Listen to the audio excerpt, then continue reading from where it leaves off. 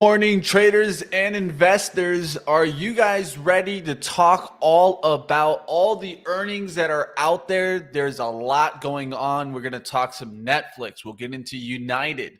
We'll talk a little bit even about some news on Tesla, Alliance Health, Abbott Labs, Morgan Stanley, Western Alliance, regional banks moving right now. We'll take a look at Intuit Surgical, CDW, giving some announcement there, definitely taking a hit there. You guys will see some of the tech pulling back.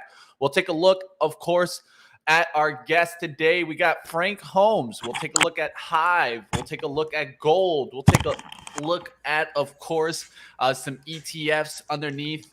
And who knows, is the airline industry just starting to get going? We'll find out, of course, from Frank Holmes coming up. You guys are right here, pre-market prep. It's time to rise and shine, and let's get it started, traders. Looks like I had the wrong one. There we go. Let's go.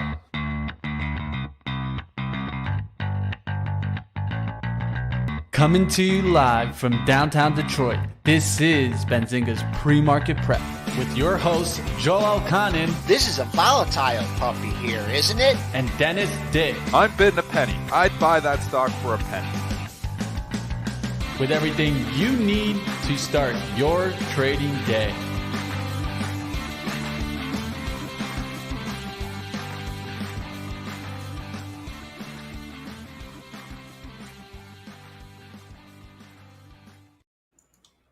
All right, traders, let's get into the market. Let's take a look at what's going on right now. Let me get my multi-charts here. Let's bring it up. Let's take a look. Of course, you see the SPY kind of trickling down here. We did get some earnings that could be affecting.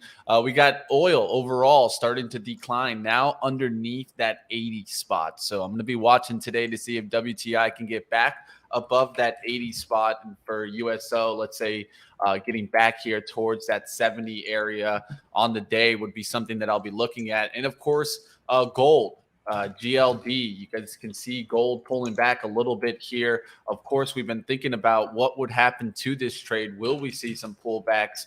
GOLD also pulling back here. We'll see what happens with these gold if we start seeing a turn in that gold trade. And it was a pretty heavy turn yesterday, so going to keep an eye out to see if this starts to break. Let's get to the overall market. What did you see, my friend Dennis?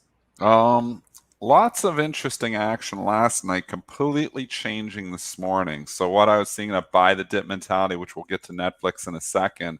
But what was really driving last night, the majority of trades, was Western Alliance, WAL. And I think I want to actually start there. Everybody's going to be talking about Netflix here this morning and Morgan Stanley. But let's talk and start with WAL, Western Alliance, because the regional banks have been holding this market back to a certain extent. I know we've had a pretty good rally, but there obviously, there's been tech that has really driven the bus. And we know the KRE and the regional banks have not participated in the rally whatsoever. But last night, we get WAL reporting earnings, and they were pretty good. And this is one of the beat-up regional banks. It was $75 when the crisis started, $32 last night. We're getting a 7-point pop here, Money Mitch, on this. And I just wonder if this doesn't help to, maybe kickstart a little bit of love in the KRE. If we look this morning, the KRE is trading slightly higher, which the market is weighing on it because KRE was up more last night. But if we see follow-through from what was happening last night, maybe the KRE, this little dip here, is a buying opportunity. WAL, give us those earnings, Mitch. Let's do it. Q1 EPS, $2.30, beat the $2.04 estimate. Sales of 551.9 million, missed the 666.44 million estimate. Wedbush did though step in here, upgrading Western Alliance to a buy. Also, Bank of America stepping up and putting a buy on Western Alliance. So two of kind of our major ratings kind of definitely stepping up to buys here. And it's definitely gotten moving here. Now, of course, WAL is kind of already up there towards the 40. But will you be using this a little bit as an indicator to maybe look for other regionals to start getting going, Dennis? That's what I was doing last night. And that's what I was doing with my trading last night, which was pretty good. I was buying some of those regionals. I actually was tweeting out about it as well, that I thought some of the regionals could get a lift here, and they were. KRE was up 1.5% last night. It's only up 0.77 now. Again, the overall market weighing on it. But if WAL can hold up, it's going to be my indicator here. I know there's other regionals that reported here this morning, and they aren't as great. CFG Citizens has reported here this morning. We had ALLY, which is down as well, which reported. And obviously, it does a lot of auto lending there. But overall, when you get one of the big guns that has really been beat up and you see a 20% move up, you think it's going to lift it. And if you look, FRC First Republic is up 2.5% here this morning. Sneaky little rally over here where you look at everything across the board looks red. The only thing that looks like it might have a little bit of life is those regional banks here. So I think that's a good sign. This one's doing pretty well. That also reported. There's another one, yeah. Yeah, Metropolitan Bank here, Holdings. This one's a smaller one also, but getting a nice little lift here. So you guys can keep an eye out on this one. This one had a beat and also a miss on sales, but you can see it already starting to climb up here in the pre-market, getting a little bit of a move. Yeah. And then there's also USB that serves kind of regional banks in the Western U.S. And you can see this is also getting a little bit of a lift here. This also reported a beat and a beat. And also sees Q2 revenues of 7.1 billion to 7.3 billion. So at least some of these are kind of coming in line and not really kind of giving the bad news, right? That's the important part. Exactly. No bad news. No disasters here. And I think it's more like the no disasters, which is why these stocks are rallying. So I've been concerned about the markets here for a while because of the regional banks. But this gives a little bit of life. And it puts another hole in the bearish thesis overall. I know we're getting a big sell-off here this morning, and everybody's like, oh, what's going on? It's a tech wreck. It's technology that has been overbought for a while. Yeah. We know we've just had some significant runs in some of these tech stocks, and it's a cool-off period. Netflix probably a bit of the catalyst, which we're going to go to in a second, but Netflix actually bounced off the lows nicely from last night. But that's really why we're down. But just taking it back to the regionals, not saying I'm buying WAL, but saying I might, be looking at potentially nibbling or trading into some of those regionals that are sitting near the lows. And I think it's not surprising that FRC is up 36 cents here. I mean, here's the stock's down from 120 bucks. It's sitting right near the lows here. WAL gets it a little bit of life. Is it going back to 20 today? No. But could it go back to 14 today? I think it's possible. Again, if the market just continues to leak here, then, obviously that changes things here. But yeah, of course. China, which is down here this morning, that's not helping. Overseas markets are not helping here this morning. Kind of an everything sell-off except the regional bank. So we're starting with just showing you that it's not all ugly out there. But let's go to the ugliness, because the ugliness is everywhere else, Money Mitch here. Morgan Stanley just had up there. We might as well do it. Yeah, that's what I was thinking. So we could wrap up the bank talk. Let's bring it in Morgan Stanley too. Q1 EPS here just came in $1.70, beat a $1.62 estimate. Sales of 14.5 billion, beat the 13.92 billion estimate. Q1 institutional security net revenue at 6.8 billion, down from 7.7 billion year over year. Investment banking revenues down 24%, equity net revenues down 14%, and fixed income net revenues down 12%. They did declare a 77-cent dividend, but looks like that's not going to help them here. I don't know why this pop happened right off the number there. Too excited. Yeah, that algo right there definitely got the flush on it. It's right back down to 87. And I was looking to see if, we talked about it yesterday. Did Goldman lower the bar enough for Morgan to kind of come in and kind of just come in line? But it looks like them beating on EPS, beating on sales. It was the other numbers that I think really hit it when you're seeing, the year over year numbers and the comparables down pretty significant. I think it spooked some provision for credit losses going up here. Obviously, international security, like just looking through, you read through all this numbers. But, when you really lift up, I think the initial headline, because the algo's trading the initial headline, sees a beat, and they're like, boom, buy it. And then you lift you lift and look under the hood, and you're like, there's a lot of crap in here. It's not looking near. Fixed income net revenue down 12%, equity net revenue. So the trading side, not looking great here either. Morgan Stanley Wealth Management revenue was up, so that was one positive there. But the credit losses is not great either. Increasing provision for credit losses, that spooks the market too. So lots of reasons for the market to get spooked here. And Morgan Stanley actually ended up turning around and going positive yesterday and going up, which was kind of ridiculous considering Goldman was down, and they did buy the dip in Goldman. But should they have bought Morgan Stanley all the way to green?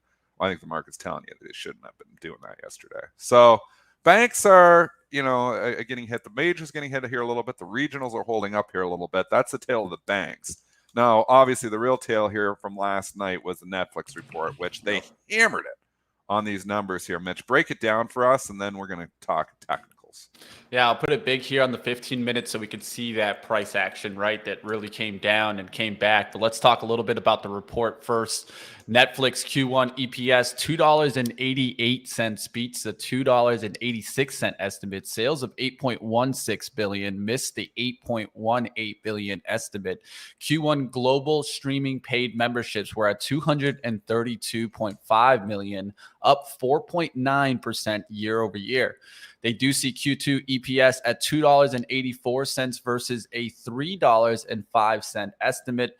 Revenues at $8.242 billion versus an $8.48 billion estimate. So guidance coming in a little bit light there, especially on the EPS side. So that's why we could have seen that first downside reaction. Yeah. Now, of course, mentioned in the report, there were things about the delayed of the password sharing crackdown, which was originally planned for this quarter.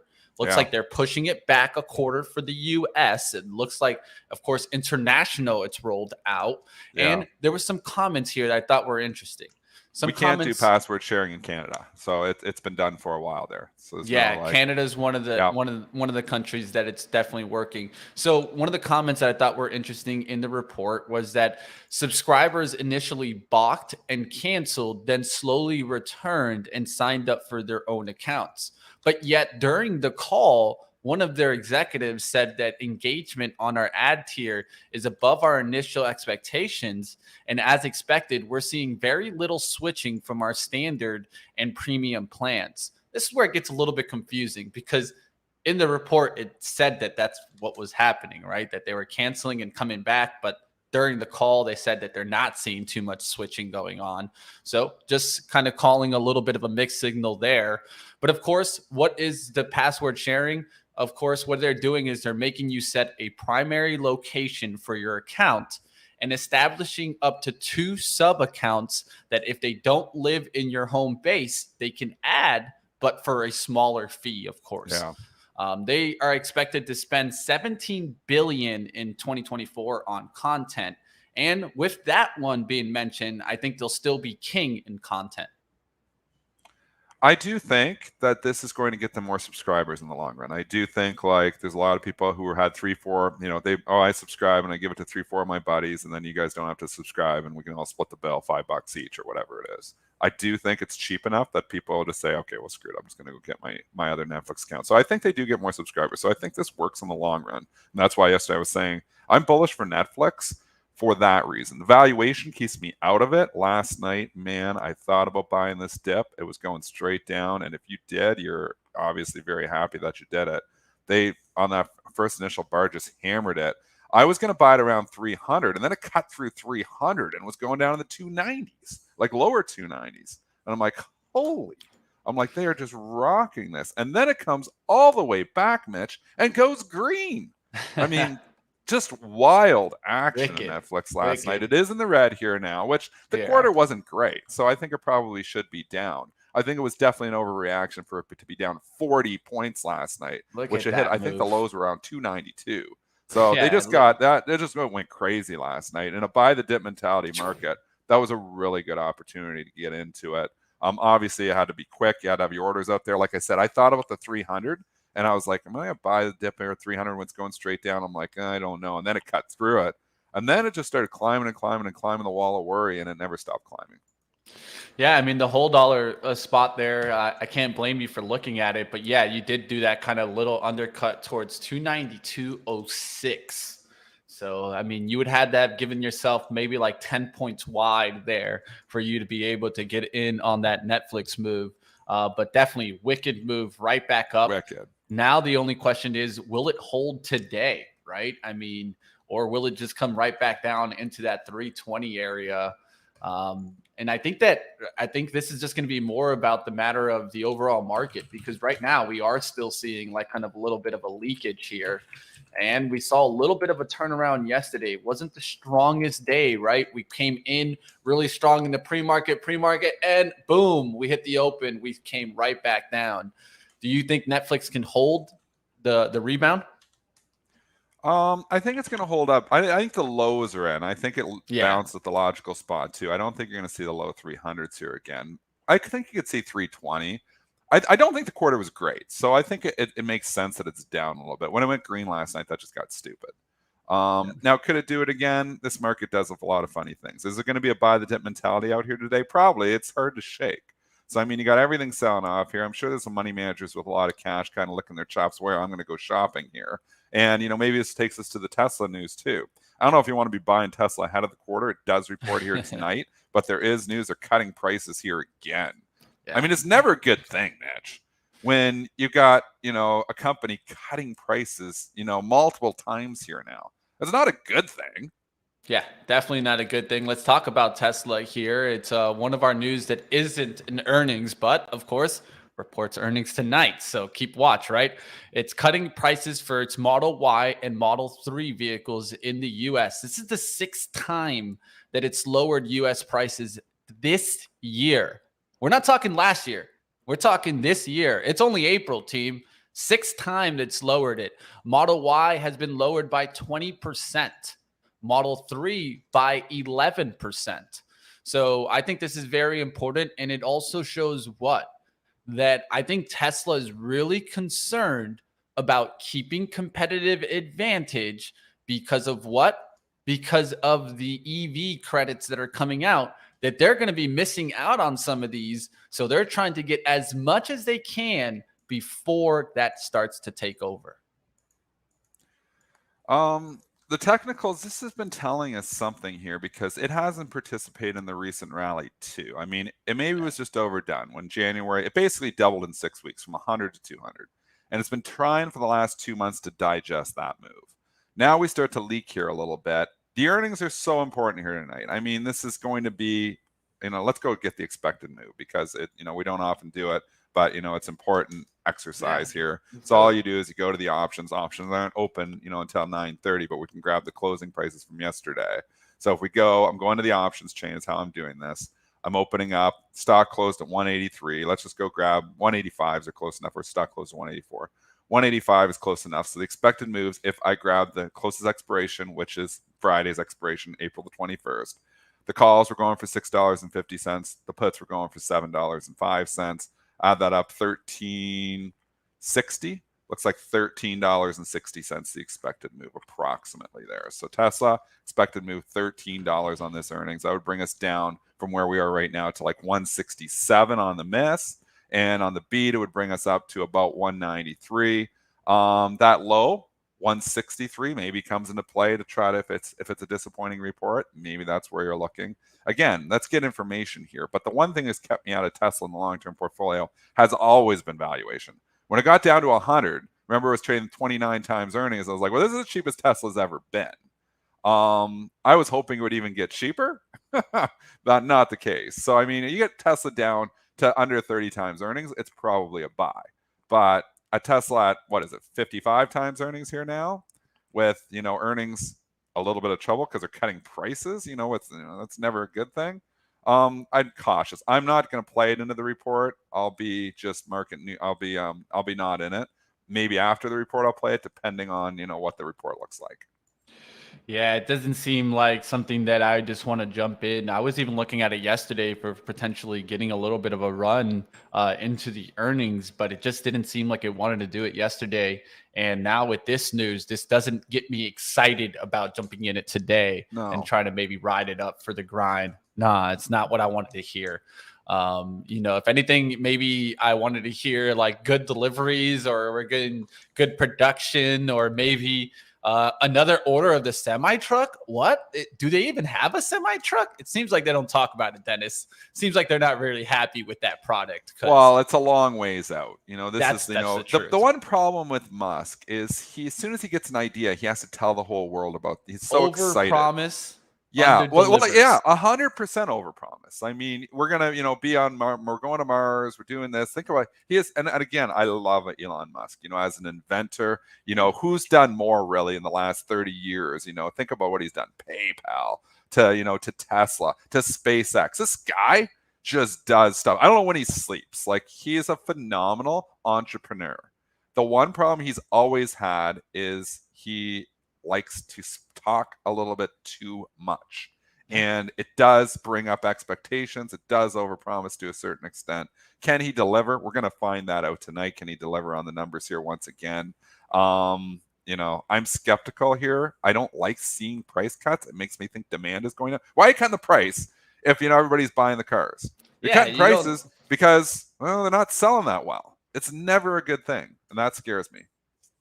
Definitely not a good thing. Let's move forward. Let's get us to now some healthcare stocks that are reporting today. We have Abbott Labs. Let's get into Abbott Labs here. ABT. Let's give those numbers. Q1 EPS $1.03 here, beats the 99-cent estimate. And sales at 9.75 billion, beat the 9.64 billion estimate. Abbott Labs fiscal year adjusted EPS forecast remains unchanged here, and it's getting a little bit of a lift here. Is this one that you'd be watching, Dennis? Yeah, I think you can. Again, we're in a defensive market to a certain extent just here this morning. So does that hold? Just like yesterday, we were worried about J&J because it was trading up, and I'm like, well, this isn't the kind of stock they were buying in the morning. The market did turn. It did go down a little or try to give a little bit of a back yesterday, but it all depends on the day. On really big down days, you get defensive stocks, they actually hold up better. So sometimes the reports don't even matter as much. It's like, what kind of stock is this? Yeah. Abbott Labs is a defensive stock. UNH is a defensive stock. Johnson & Johnson is a defensive stock. So they typically hold up better on these down days and sometimes actually can go up on the down days. So let's just bring it back to Abbott Labs. You can do the technicals if you want on it. Yeah. I mean, this is still just a defensive stock. It's, it doesn't have huge moves. I mean, if we look at the expected moves, I won't bother on Abbott Labs. It's probably a couple of bucks. I mean, there's just not big moves off these. Yeah, I would be looking that you do have a little bit of room here to kind of push a little bit higher, and I'd be looking for anything like kind of a little pullback into the hourly range. You can see from yesterday, you could have this kind of resistance become support around the 105.50 area. You can see we already kind of pushed off of that level. So I'll be watching for maybe pullbacks below 106 right now, but this looks strong right now for me on Abbott Labs. And you're right, on a day like today, especially if we're going to see tech continue to kind of leak a little bit, well, we could be switching a little bit more to that defensive side. And I've also started seeing kind of even like stocks like PG started to get a little bit of some life. Hasn't really broken down from there. We'll see how some of the value names react today. But I have another health stock that I wanted to talk to also. Yeah, let's go to Elconin Health here as they reported. Let's keep it moving here. You guys out there, smash the like if you guys are enjoying us flowing through the show today and getting through all these earnings. Let's flow. All right, Elconin Health here, Q1 adjusted EPS, $9.46, beat the $9.26 estimate. Sales of $42.17 billion, beat the $40.83 billion estimate. Elconin's boosted its 2023 guidance despite Medicaid headwinds that they expect. And you guys are seeing this take a little bit of a pullback after a recent rally. Of course, UNH kind of helped it get that rally up there towards the 500. I was looking for a pullback in this one. So now I'm going to be watching to see if we can get back above, especially back into like kind of the 480 area, back towards the 500. Right now, I think you're kind of pulling back a little bit too much this morning. So I'm going to be staying on the sidelines for right now. Look to see if we start getting a little bit of recovery back through that 480s. What do you think about Elconin Health and maybe healthcare plans overall, Dennis? Again, lower beta name. You get down, you pull a 10 or 11 point pullback on something like this. Is probably a stock they're looking at. Just, not even looking at the numbers, not looking at any of that. It's just a stock that pulls back 470, 460. Money managers just want to own this stuff. Yeah. So I don't think this is going to be one that's going to lose 25, 30 bucks here today. I do think that's inclined. People could be inclined to buy the dip here. Obviously, it depends on what the overall market does as well. But this is the kind of stock that the dip buyers could come into. Lots of support here from the kind of January 9th period towards January 24th, all around the same area, that 470, 469, 471 area. We're really close off of that. So we'll look to see if that holds as support today on the 15-minute. You can see how we went right towards 470 and held it to the kiss right now at that 8:15 15-minute bar. We'll see what happens here in ELV. And just to kind of mention another one that has already reported, has pulled back since the report, UNH. This is one that I'm actually going to be looking at today to see if they come in and buy the dip, right? A couple of days of pullback back towards 500. Caught that yesterday. Let's see if this can get back up there to the 520s. I'll keep UNH on watch today. Healthcare plans overall, of course, we'll see how the Medicaid advantage, kind of the turn that's happened in Medicaid affects these stocks. All right, let's get out of Elvion's health. We can keep the stocks moving. I'm going to take us now to United Airlines, of course. Let's talk a little bit about some airline action. Let's get to this stock, of course. Yesterday, we did get, of course, the scare. Before I even get to the UAL numbers, we did get the love scare, the Southwest Airlines systems failing again. And that really took a quick decline there in Southwest Airlines. And I was trying to trade UAL yesterday, Dennis. I was trying to do these like kind of runs into earnings. Yeah. I was able to get Netflix pop right out the gates, and I sold it into that kind of the 370 spot that was like kind of like right above.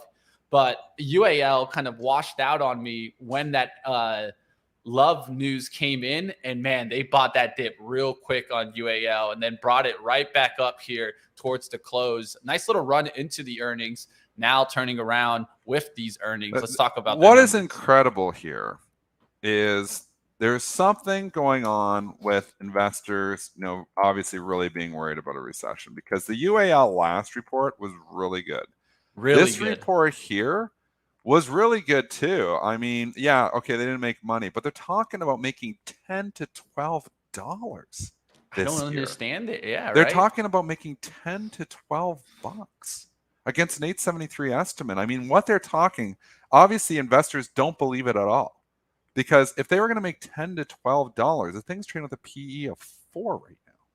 And I mean, the earnings, like they're upping the guidance. And so the quarter wasn't great, but it wasn't bad. But now they're upping the guidance, and the stock just does not get any love whatsoever. So one of two things is this company is just way wrong in their forecasting, or this market is way wrong in not believing them. But this market is saying BS. That's what the market is saying to the guys, because it would not be trading down 54 cents if they really were going to make $10 to $12 this year. The earnings are cyclical.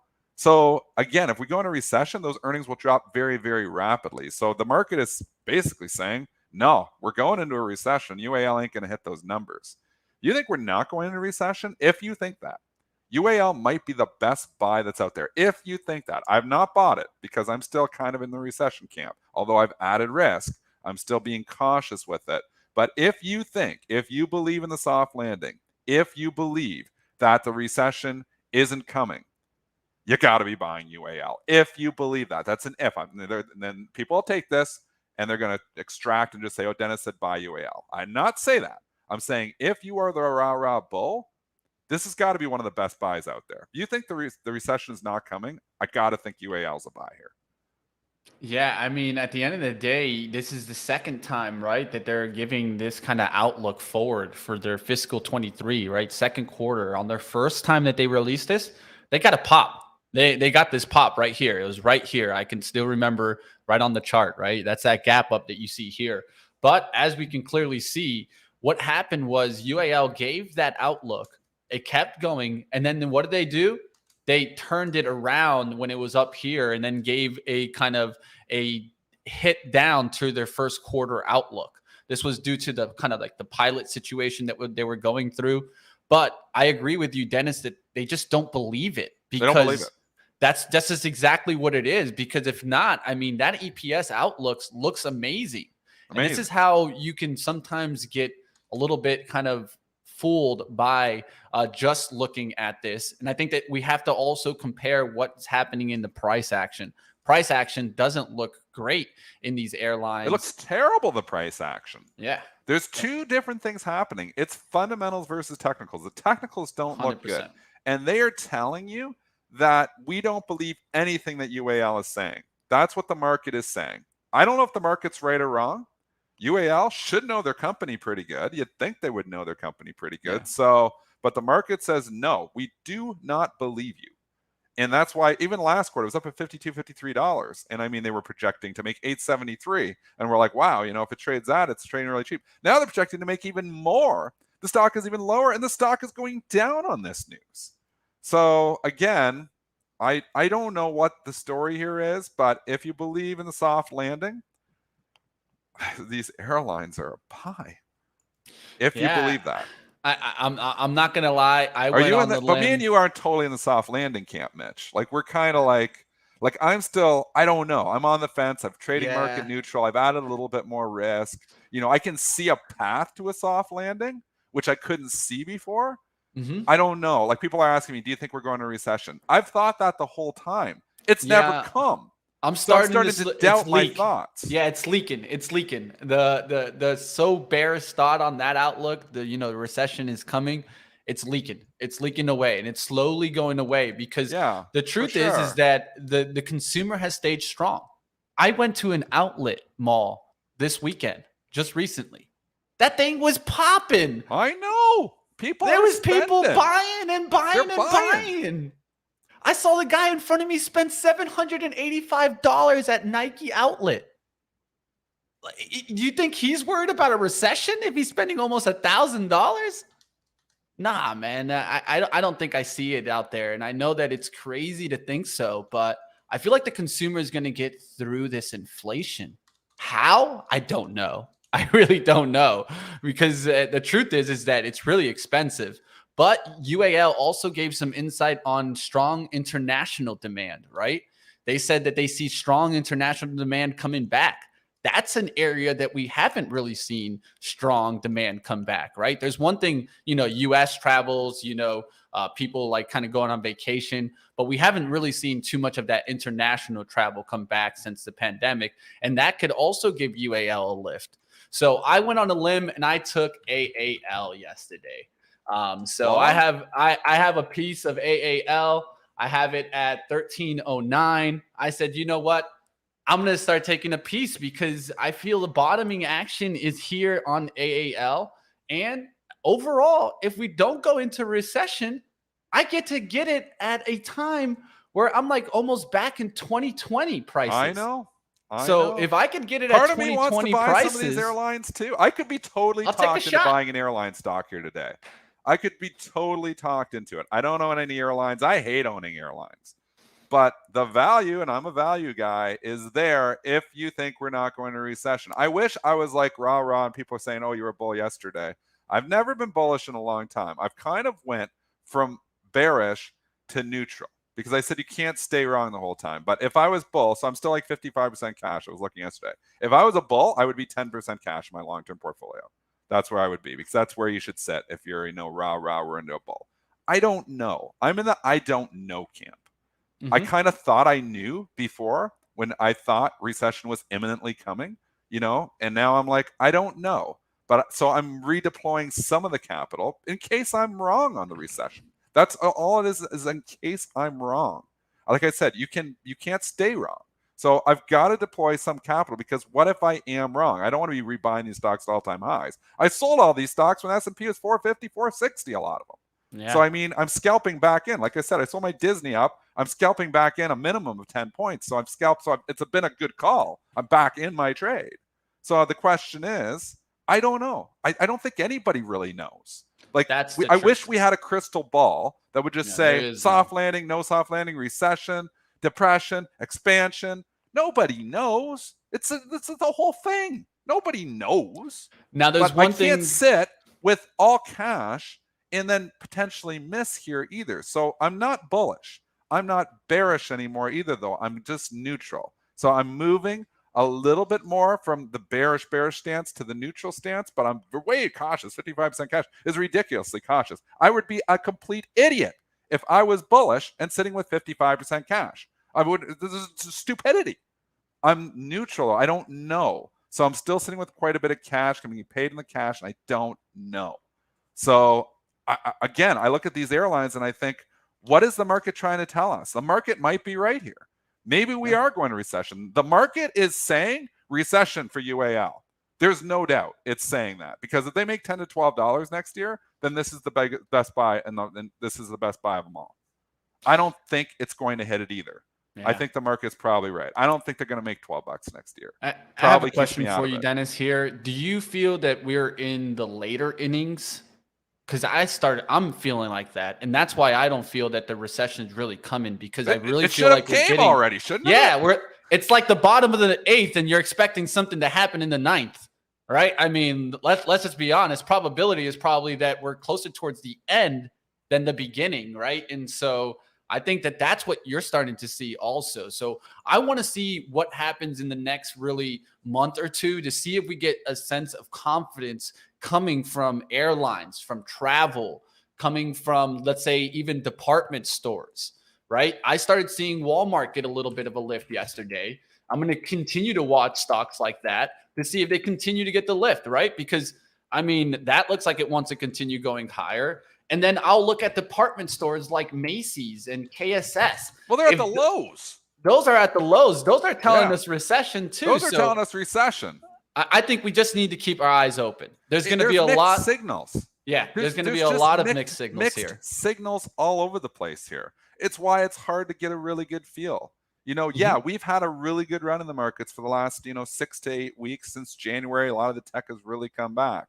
But, is this a bull market in the bigger bear market? That's to be determined here in the U.S. equities. We've said, and JC Pratt's fantastic to point out, Europe is doing very well. European markets have been outperforming. There are some world markets that are doing pretty dang good right now. U.S. markets have been sideways here for the last, we've already discussed this. And SPY, you bring it up. We're in the same spot we were a year ago. We're in the same spot we were 18 months ago. We're just sideways. So you can still make the call. The train hasn't left this station. If you think, we're not going to recession and all-time highs are coming, you're buying stocks here today. If you think the recession is coming, you're selling stocks here today. I thought the recession was coming, and I've been raising cash. I'm not convinced that I'm correct anymore. And that's why I'm being cautious and redeploying a little bit of capital. Not a lot, but, just nibbling. Like I said, I bought some Disney back, which is definitely not a recession-proof stock. Going to recession, Disney's going to suck. Thinking about buying some UAL today. Thinking about it. But then the price action, just like, what the hell? The price action is telling me that stay away. But you bought AAL, which is the same as buying UAL pretty much. I mean, they're all going to move together to a certain extent. What made you strike yesterday? Are you full on thinking recession isn't coming and I'm in there now? I'll tell you what, Dennis, I got the perfect guy to talk to about airlines, and maybe we have another way of going about it than UAL or AAL, right? Let's go ahead. Let's bring on our guest today. We got Frank Holmes, of course. Let's bring him on. Oh, excellent.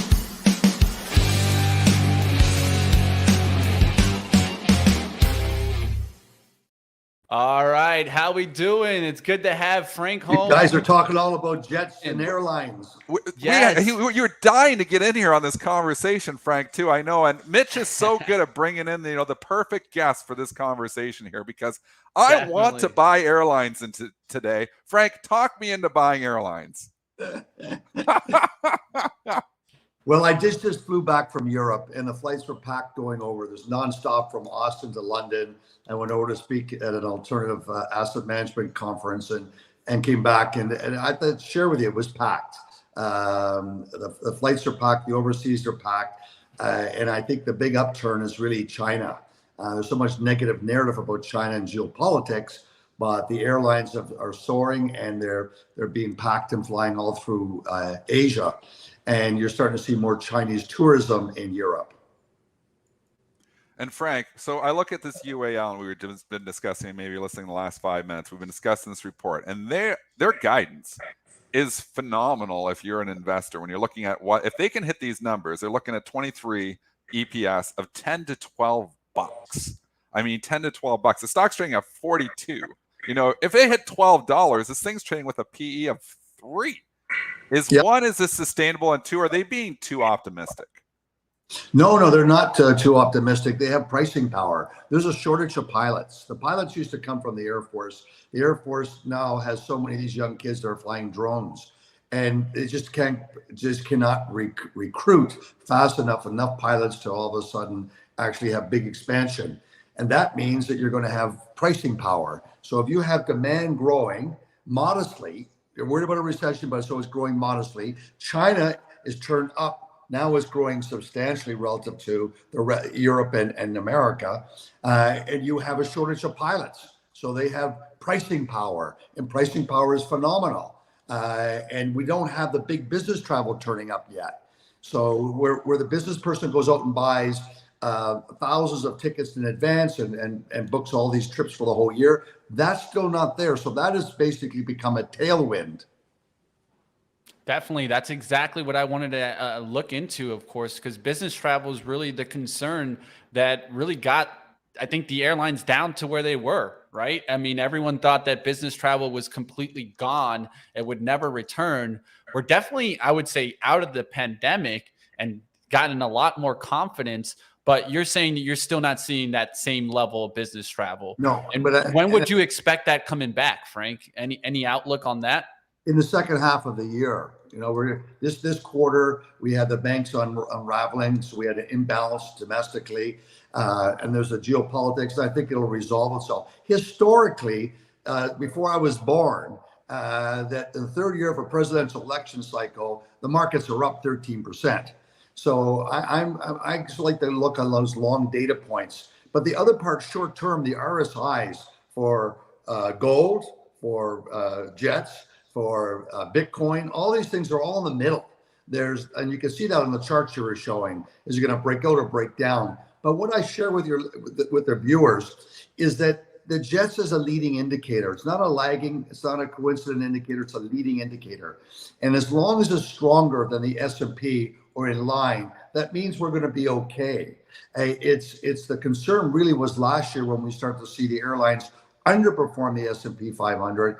And now it's turned year to date. It's actually looking better on a relative basis. So at $18, it's easy for it to go back to 28. I think you get big buying. It comes in when it's around 15, 16. And so I remain sort of committed to it because I come back to they have pricing power. And that's so important even during a recession. Of course. Now, I don't know if you can make any comments. Of course, we've been seeing the repeated problems from Southwest Airlines on system failures, or maybe you can talk about system failures overall. Should this be a concern for other airlines, or is it more like towards just specifically Southwest here? The other airlines have a different business model. It's the hub and spoke. So Detroit is a hub, and you know which airlines is a hub for, just like Houston is a hub. Southwest does not have a big hub. It basically goes from A to B to C, that jet, A to B, C to D, and then back. And so their model has done so well until all of a sudden now they're having these technology glitches. I think they'll get through it, but they're much more geared to domestic travel than they are for the foreign travel. And the big ticket items, the big margin business is flying across the pond to Europe. And those flights are booked and they're very expensive. So I think also Latin America, those tickets are expensive. The inbound from Latin America, Europe is robust and strong. Now, of course, it seems like the airlines have gotten around the kind of the pandemic by, just raising the price per seat. And it doesn't seem like that outlook is going to go away. I know that we all want inflation to go away, but it seems like the prices are going to remain high. Is this kind of the new landscape for the airline business, Frank? Absolutely. And I come back to what I shared earlier. There's a shortage of pilots. So therefore, they can't eat each other up. If all of a sudden you could get 10,000 new pilots, then all of a sudden, then they would have all these new routes they want to take, they want to compete. We don't have that. The other thing I wanted to share with you is that there is a lot of trading on jets with the inverse relationship to oil. So if oil's up, you can see American Airlines able to take it on the chin because they're unhedged. Versus if oil goes down, American Airlines soars. Bigger surges in American Airlines and Allegiant.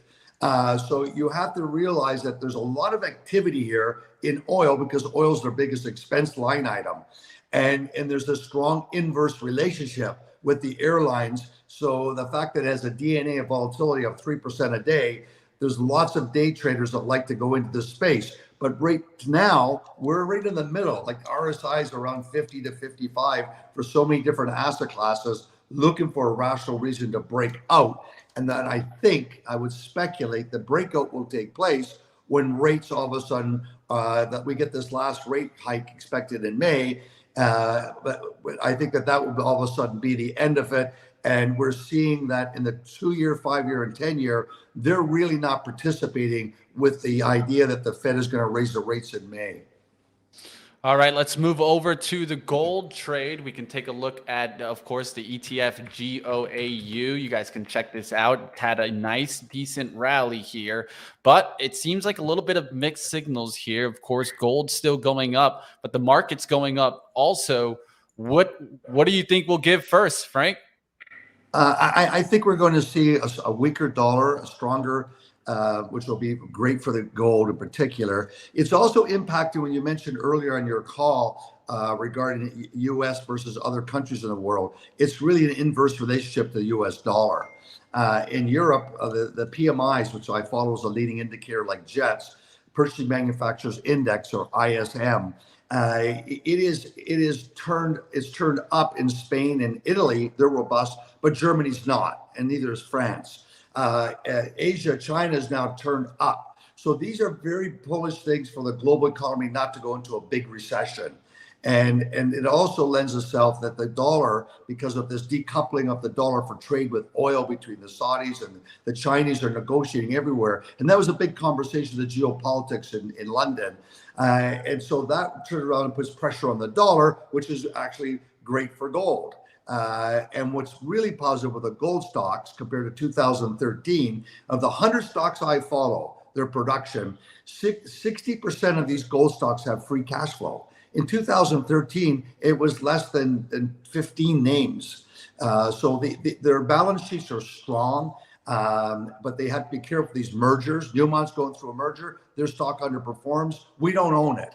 The royalty companies we own, and they've been doing exceptionally better. The quant discipline model of GOAU with a smaller universe and how it picks the stocks is just doing better than the other relative ETFs. Frank, Now, I have such mixed messages here from the market itself, and gold is one that gives me a mixed message here too. I mean, in one hand, you're seeing commodity inflation, which obviously is, in certain areas, and the airlines going down, but then technology stocks have been rip-roaring and rallying here. It seems like everything is just going in different directions here, and as a trader, the mixed messages make me confused. And the airline action is taking it back to that is kind of perplexing as well, because, the airline's earnings have been pretty darn good. You're saying their flights are busy, yet the stocks keep going down.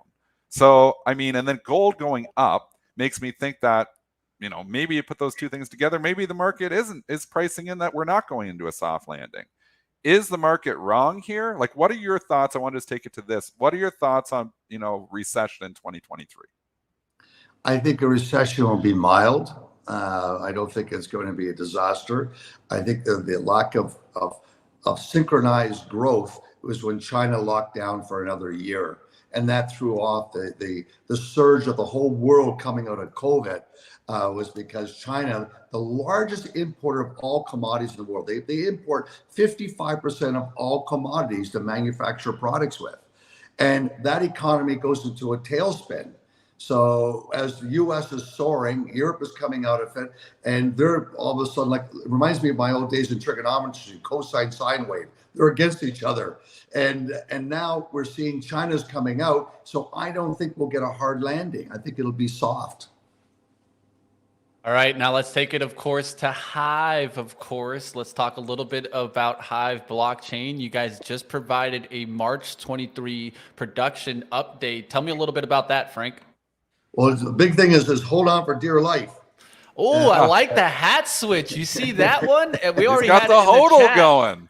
We already saw in the chat, they're asking, where do we get these cool hats that Frank has? Frank, you need to be sharing.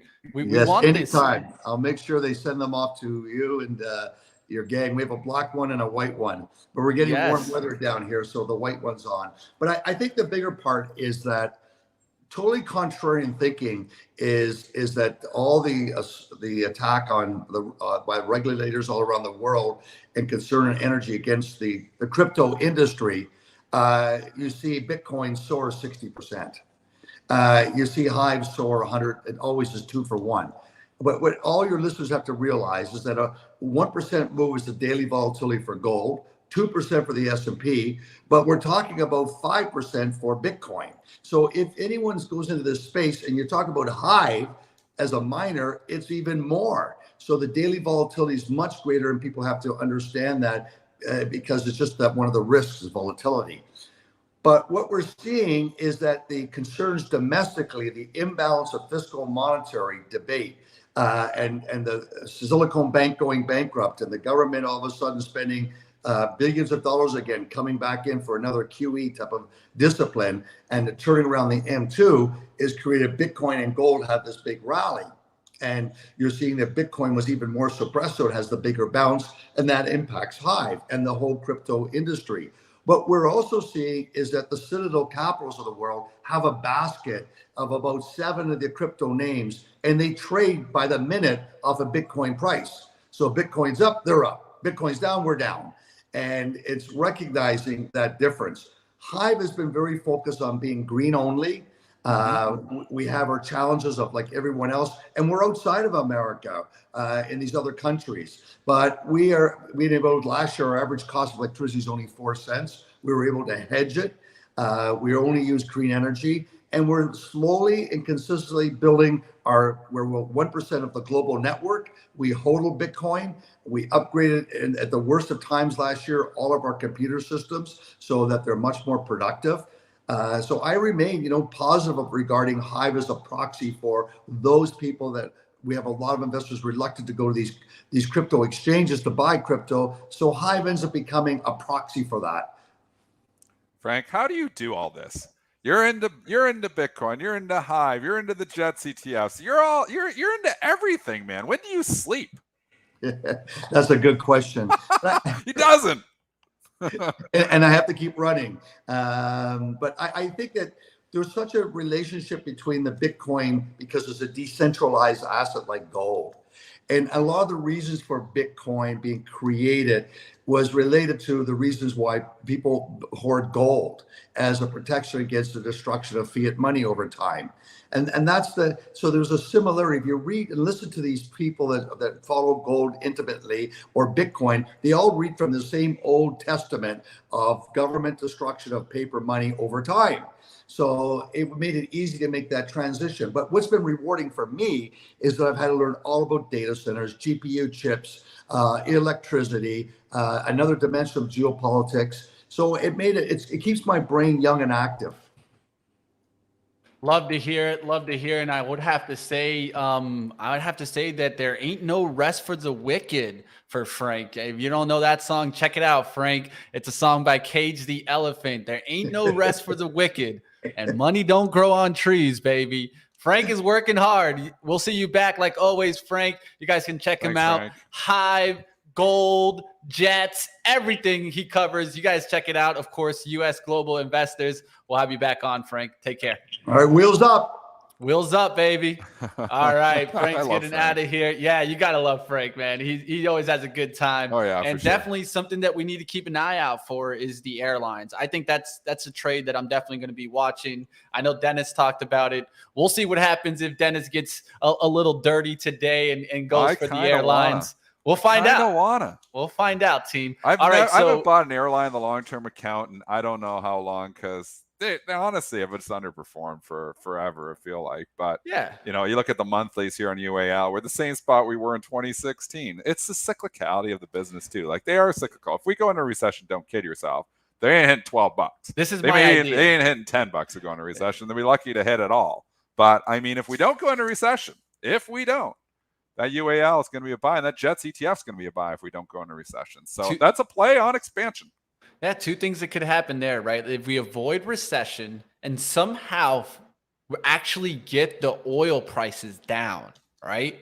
Because oil prices have remained high for now like 2 years.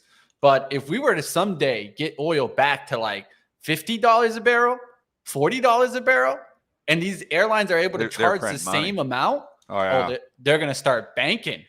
They're going to start printing.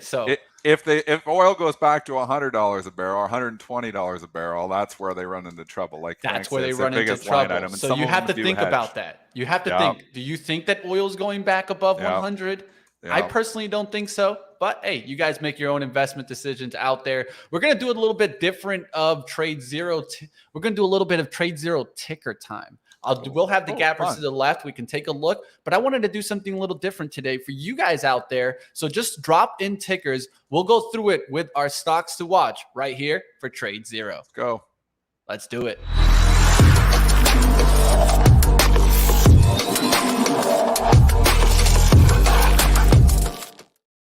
All right, let's get into the action. You guys drop some tickers. We'll keep rolling through them. And let's get to the first one I see here, an interesting one, Coin, being mentioned in the chat. So let's take a look at Coin overall. How do you feel about Coin, Dennis? I'll kick it first to you.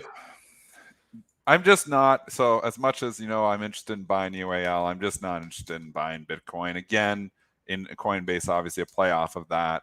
I do think that there is room if we go into this banking crisis, but I believe Bitcoin, and let's just go to the Bitcoin overnight pricing action here.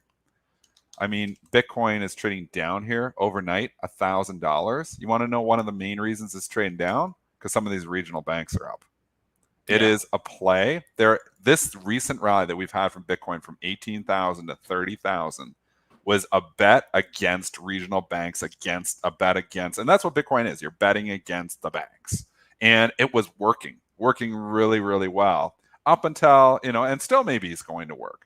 But with the life that the regional banks, WAL, showing here this morning, I think you can't discount that is having influence even on Bitcoin here. So if you think these regional banks eventually start to turn around, Bitcoin could start to leak here again. Now, maybe this is just a dead cat bounce in WAL, and maybe they're going to hammer it right back down, and then they'll probably buy Bitcoin back up. But you cannot argue with the inverse relationship between the regional banks and Bitcoin in the last six to 8 weeks. And I agree. It makes sense. It makes complete common sense. So Bitcoin down $1,000. You can look for a lot of different reasons and say it's this and that. I think there's a little bit of effect here that, hey, the regional banks are holding up pretty well here today.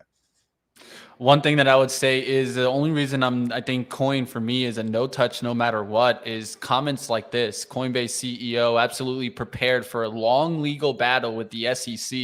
We never seek litigation. They have initiated it.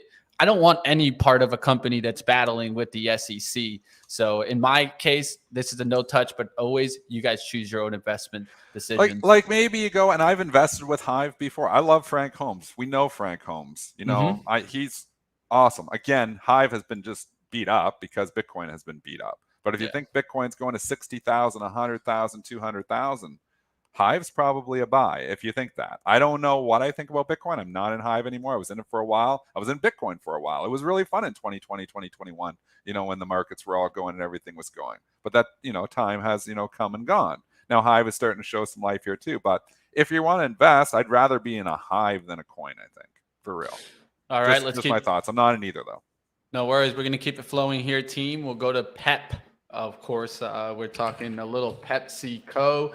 That's been on a nice run right back up towards the highs here. 186. Defense indeed. But it's already ran pretty significant here. A lot. So that's one thing that I would point out. Coke, the same thing, right? You guys have probably seen it. I've been talking about how Pepsi is kind of leading Coke, but yet, I mean, it's the same thing, right? You guys see the same kind of charts there. We'll see what happens to these value names if they start to pull back. Let's keep it flowing. There's some more to talk about. Let's go Mickey D's here. Defense. You're in the whole defense. Defense. Look, you see the chat? They're looking at defense today. McDonald's, let's see the 15-minute right now. It's made a new high. I was taking that from CNBC, stealing their content here. I think they said like 9 or 10 days in a row it's made a new high. I don't know. I didn't verify that information, but you can see the chart. Just this slow, steady climb up. But wow, You got to respect the Mickey D's. I mean, unbelievable that the Can't stock just stop, continues won't to go stop. higher. But you know what? It works in a recession. It works in an expansion. It's just the kind of company that seems to always work.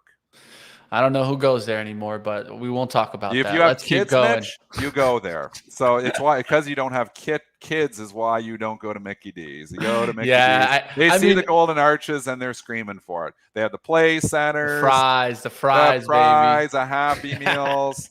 You can't. And once you have young kids, I never went to McDonald's for years. And then you get young kids and you find yourself there every other week because, you drive by it and then I want an ice cream cone. I want this. And you know what? It's cheap entertainment for them. You go anywhere and you can spend money very quickly on your kids. You go to McDonald's, you give them a $6 Happy Meal and they're all happy and smiles. So McDonald's works because of that. All right, let's go to one that we've talked about, Dennis getting dirty in it. I took a swing trade, already made over 4% on this name this week. Let's talk about Shop. As that Nice continued trade, a little Mitch. bit higher. I already sold it. I had to sell it on that big bar up. I was just yeah, man, I'll take this 5% all day, 4 or 5%. I mean, you can't go wrong in this market. Well, Mitch, we're in that market. We're in that market where you take the gains and the market takes them for you. And Palantir, I was up in this thing and look, and now it's right back down. You got to I was up 6-7% in this Palantir position. Now it's all the way back down. I mean, it's a case against long-term investing right now. It's like, it seems to be like your stocks go up and they do really well. And then boom, they come back down. And that's a testament to the sideways market. It's why my trading account is massively outperforming my investing account. Because, and I had Palantir on for trades multiple times too, and those went well. But, obviously the investing part, and I have it on for a trade here even today, and those have gone pretty well. But I've had the core investing position in the long-term account here that I stuck it in there thinking that eventually they might get some AI love. And that hasn't materialized here yet, but it was running up. So it was up. I was up almost 50 cents in this trade on $8 stock, and now it gives it all back. So, I mean, that's this market. Take the gains while you got them. Yeah, it's the channel, right? I saw it come back to the top of the channel. I got it off the bottom of the channel, but I didn't want it to give it the chance to come right back to that channel. And so I sold it into the move. We'll see if Shopify retraces towards that channel. That's kind of like a move back towards 46.26. Another stock that I'm watching with Shop is, can Amazon really get going? It's gotten back above 100 this week. 100 seems like a battle right now. And that's what I'm watching with Amazon. Are we going back to 114 or are we coming back here towards the 90s? I'm going to keep a close eye on Amazon overall to see what happens in specialty retail. And Shop is one that I watch with that one. I also watch Melly, but Melly's actually been stronger as of late. We'll see what happens on that one, but that's an expensive stock there. Let's get to one last one here. I thought this was an interesting one mentioned here since we're talking about recession. We're talking about going for airlines. But what about the cruise line that I'm about to go on Sunday, baby? I'll be on the cruise out there on Royal Caribbean, of course. Wow. So you guys, so jealous. Where is it going, Mitch? Tell us where you're going. I'm going to Honduras. I'm going to Mexico. Holy. 7 days on the allure Living of the sea. Dream. Let's just say there's going to be a lot of pina colada, some good bourbon, and a lot of some pool and jacuzzi time. But I need This is straight out of the Joel Elconin playbook. The relaxing. Joel likes to take those vacations, and that's what I don't do. I haven't been on a vacation to somewhere like a long term, like I drove. You need a cruise though, Dennis, because you need to get limited from the market though. I need a vacation, and I'm going to be on a vacation for the next 2 days, but it's not going to be a fun vacation here. I'm not going to be with you guys tomorrow. I'm getting in my angiogram. I've been waiting for an angiogram for a long time. I've had a birth defect in my heart for a long time, and I've been on the wait list here at Canada for a while. So tomorrow morning I'm going to have a vacation at the hospital. Well, I get another angiogram. How exciting. I had one of these 13 years ago, so it's not fun. This is my vacation. I get to go and get probed with wires up my arms and stuff.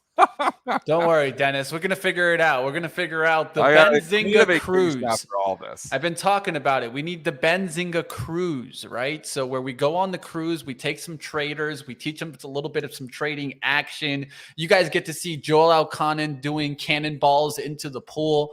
That's what we need, baby. We do. We need that, either the pre-market prep cruise or the Benzinga cruise, because I know you guys out there would be joining up. But definitely, you guys do me the favor. If you guys want to check out some extensive short locates, definitely check out TradeZero. Of course, you guys see they sponsor us. They're partners with us. And if you guys want to get 3 months for free of their flagship software, you guys can check it out. I'll throw up the link right now. Let's go ahead and start wrapping up the day. Dennis, anything you're going to be what's on your radar here as we get close to the bell? Multiple things. Obviously, market's playing defense here today. If you're looking, consumer staples holding up well, healthcare holding up well. I think the regional banks are going to be a sneaky trade here today. Keep an eye on WAL. If WAL can hold the gains, stocks like FRC, which are not up much here, could actually have a decent day.